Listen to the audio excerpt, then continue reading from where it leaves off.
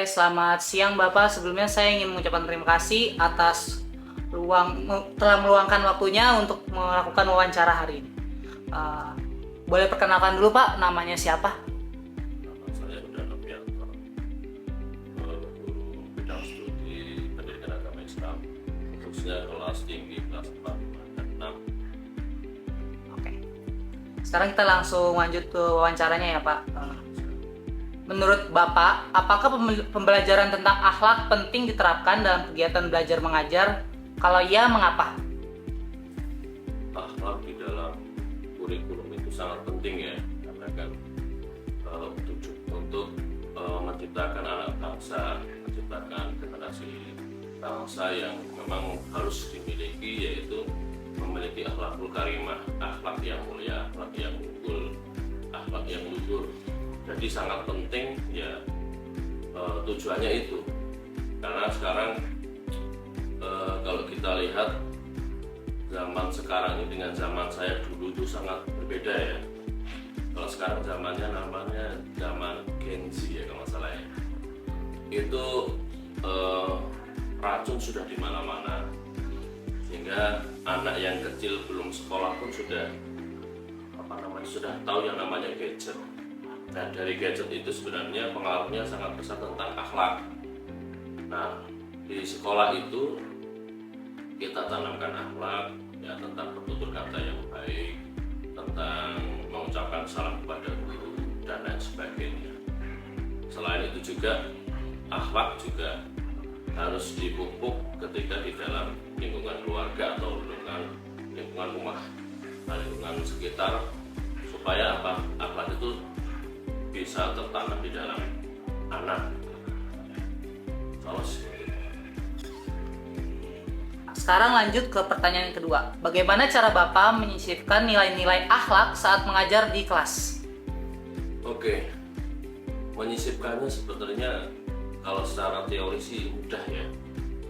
Jadi setiap kami di sini mengajarkan materi, terutama pendidikan agama Islam. Karena basicnya pendidikan agama Islam itu sekarang ya hanya cuman pendidikan agama Islam saja, tapi ada pendidikan agama Islam dan budi luhur dan budi pekerti. Jadi setiap kami mengajarkan materi, entah itu tentang bab apa saja, pasti kami sisipkan tentang akhlak. Bahkan ketika anak-anak ini tidak memperhatikan, mereka ribut sendiri, mereka bercanda gurau, kita ingatkan kita sisipkan dengan akhlak. Contohnya ini, ketika Bapak Ibu sedang menjelaskan, tolong diperhatikan, nggak boleh memotong pembicaraan, itu termasuk akhlak di situ. Atau ketika Bapak Ibu sedang menjelaskan, ada yang izin mau ke belakang kamar mandi atau ke toilet, itu juga harus ada izinnya. Harus datang secara langsung ke guru, Pak, izin mau ke belakang. Nah, itu juga termasuk akhlak di situ. Kalau di situ penjelasan materi sudah diberikan, kemudian mungkin ada pertanyaan anak-anak, silakan. Nah, kita sisipkan juga cara mau memberikan pertanyaan itu harus angkat tangan dulu, terus apa pertanyaannya. Jangan ketika guru sedang menjelaskan langsung tanya secara langsung gitu, tentu poin enggak, harus ada tata caranya, angkat tangan lalu mengutarakan pertanyaan seperti itu. Oke Pak, sekarang lanjut ke pertanyaan yang ketiga. Apakah sikap dan akhlak siswa mempengaruhi proses dalam belajar di kelas? Mempengaruhi, sangat-sangat mempengaruhi. Sekarang pendidikan utama itu kan sebenarnya dari lingkungan keluarga ya, dari kedua orang tuanya.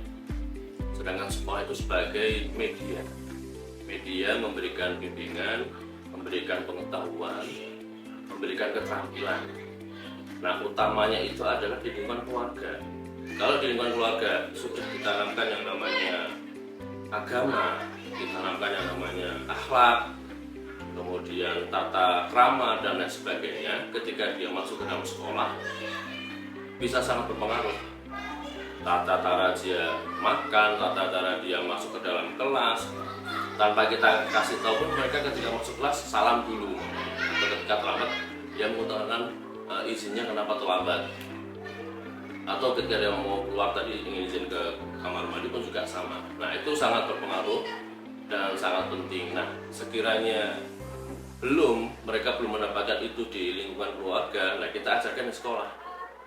Contohnya ketika anak-anak ingin bertanya kepada gurunya di ruangan guru. Nah itu kan pasti ada yang langsung buka pintu langsung, Pak ini ada di sini ya. Seperti kan kurang pas ya, kurang sopan.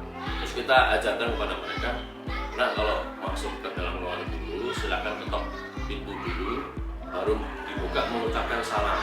Lalu diutarakan mau nyari siapa seperti itu. Nah itu contohnya.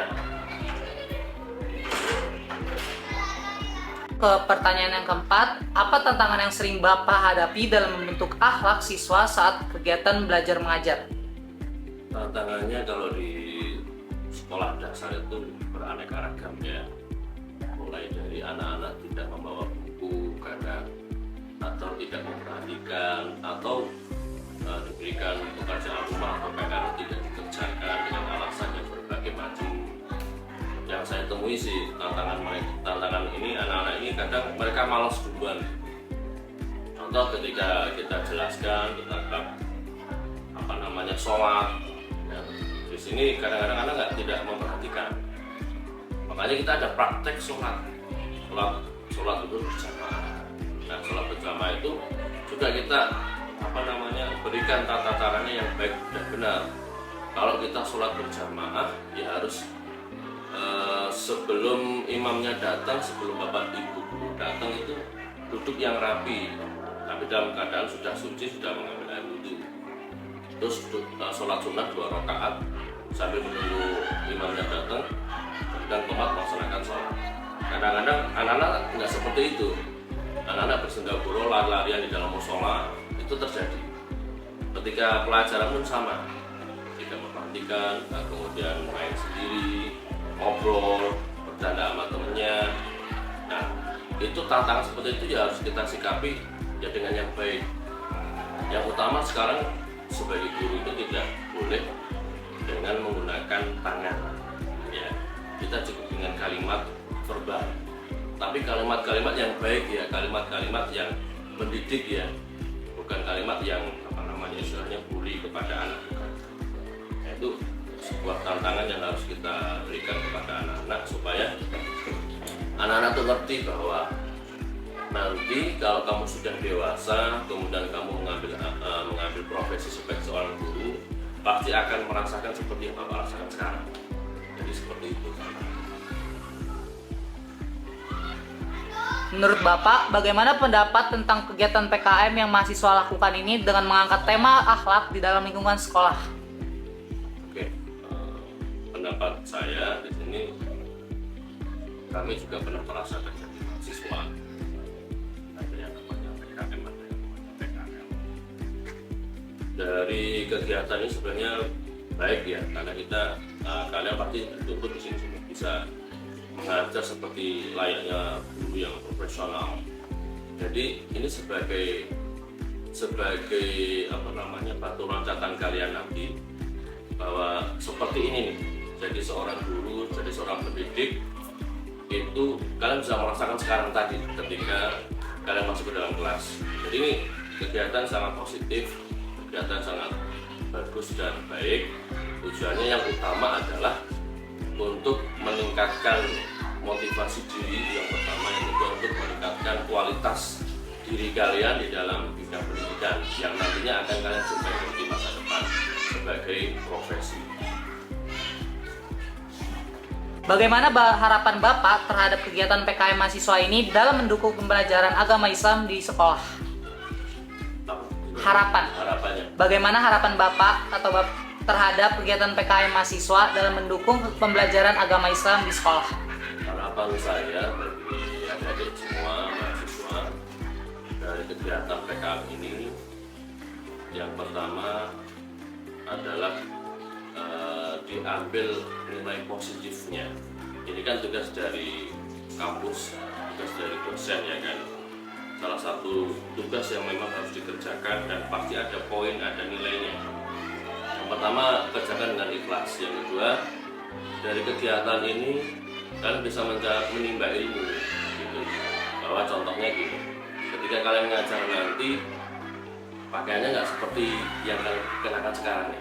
Kalian pakai pakaian sopan, kemudian bisa senyum salam sapa kepada siswa, bisa mengetahui seluk-beluk anak. Kalau dalam kelas itu ada 32 anak yang masing-masing sifatnya itu beda-beda.